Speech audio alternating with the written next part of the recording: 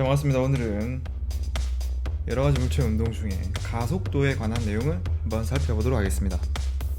Let's go! 지난 시간에 배운 속도의 개념은 변이를 걸린 시간으로 나눈 물리량으로서 빠르기뿐만 아니라 방향까지 포함된 그런 물리량이었죠. 이번 시간에는 이 속도가 변화하는 현상에 대해서 이야기를 할 겁니다.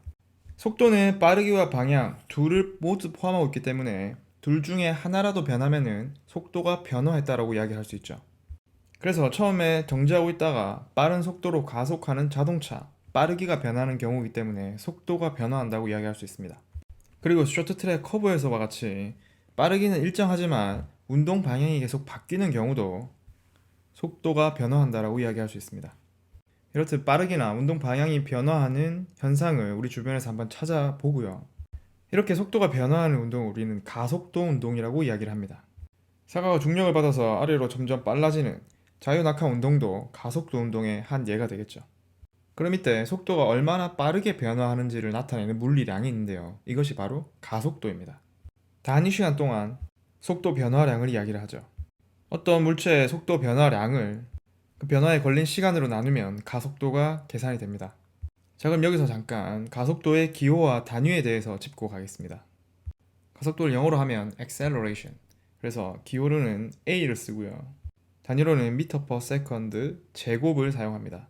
속도가 단위 시간 동안 얼만큼 변화하냐기 때문에 여기에 초에 제곱이 붙었죠. 자, 다시 돌아와서 이 가속도는 속도의 변화량이기 때문에 속도도 방향을 가지고 있어서 가속도 또한 방향을 가지는 물리량입니다. 자, 이때 사과가 낙하 운동을 하는 것과 같이 직선에서 운동하는 경우에는 아래 아니면 위 두 가지 방향밖에 없기 때문에 플러스와 마이너스를 사용해서 방향을 표시합니다. 예를 들어 아랫방향을 플러스, 윗방향을 마이너스로 두면 사과는 아랫방향으로 속도가 점점 증가하고 있기 때문에 가속도의 방향도 아랫방향이고 부호는 플러스라고 이야기를 할 수가 있죠. 그래서 이 경우에 속도의 방향과 가속도의 방향이 같기 때문에 물체는 점점 빨라지는 운동을 하게 되고요. 반대로 위로 던져 올린 물체의 경우에는 속도와 가속도의 방향이 반대이기 때문에 점점 느려지는 운동을 하게 됩니다. 교과서 14쪽에 있는 떨어지는 사과의 가속도를 구하는 예를 보면 0.2초 동안 이렇게 속도가 변했기 때문에 약 9.8m/s 제곱이 나오죠. 자, 위에 있는 식을 보면 이 m/s라는 속도의 단위에다가 초를 한 번 더 나누어 줬기 때문에 초의 제곱이 된다라는 거. 그래서 이 단위를 보고 어떻게 계산하는지를 거꾸로 추적할 수도 있습니다. 자, 참고로 이야기하면 이렇게 중력만을 받아서 떨어지는 물체의 가속도, 이 9.8을 중력 가속도라고도 이야기를 하고요. 기호로는 G로도 표시를 합니다. 이번엔 지구 주위에 있는 인공위성을 한번 봅시다. 자, 이 인공위성은 빠르기는 이렇게 일정한 운동을 하고 있지만 운동 방향이 계속 바뀌는 가속도 운동을 하고 있습니다. 이때 이 인공위성의 가속도의 방향은 이렇게 중심인 지구 방향을 계속 향하고 있는 그런 운동을 합니다.